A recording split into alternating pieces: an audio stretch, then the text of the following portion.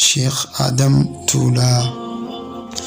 Tuulaan bakka isaan itti dhalatan yommuu ta'u, maqaan isaanii guutuun Adam Ahmad Ibrahim Shankor jedhama.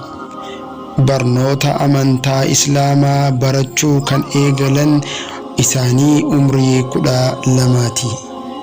Isaanii umrii amata 12 eegalee haga amata 37tti barnoota amantaa Islaamaa sheekota naannawa isaanii kan garagaraa irratti barachuudhaan barnoota amantaa Islaamaa xumuranii turan.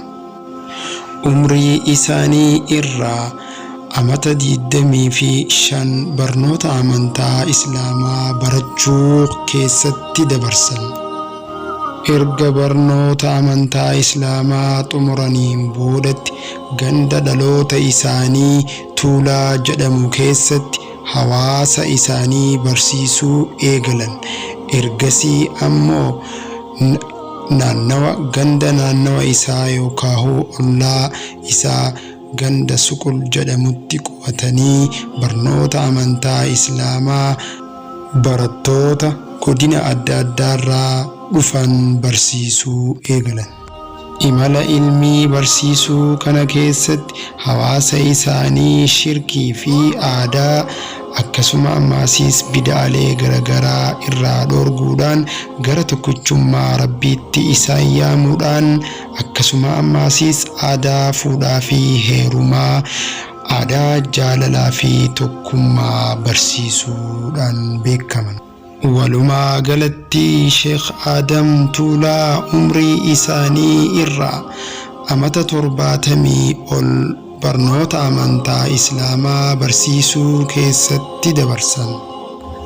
Aalimni guddichi Itoophiyaa muftii Sheekh Adam Tuulaa aalima dadhabe hifadhe rooba caama aduu gaaddisa odoo hin jenne hawaasa isaanii barsiisuudhaan ulamaa'ii baay'ee oomishuudhaan beekamoo turanidha. Gaafa onkololeessa guyyaa 6 bara 2015 iddoo itti barsiisan irraa erga galanii dhukkubni isaanii itti jabaachuudhaan gara hospitaalaa geeffaman. Ergasii booda gaafa guyyaa 7 gara mana isaatti galfaman. Gaafa guyyaa 8 naannawa sa'a 9 dhukkubni itti jabaachuudhaan gara fuula Rabbii deeman. Inna lillahi wa inna ilayhi raaji'uun.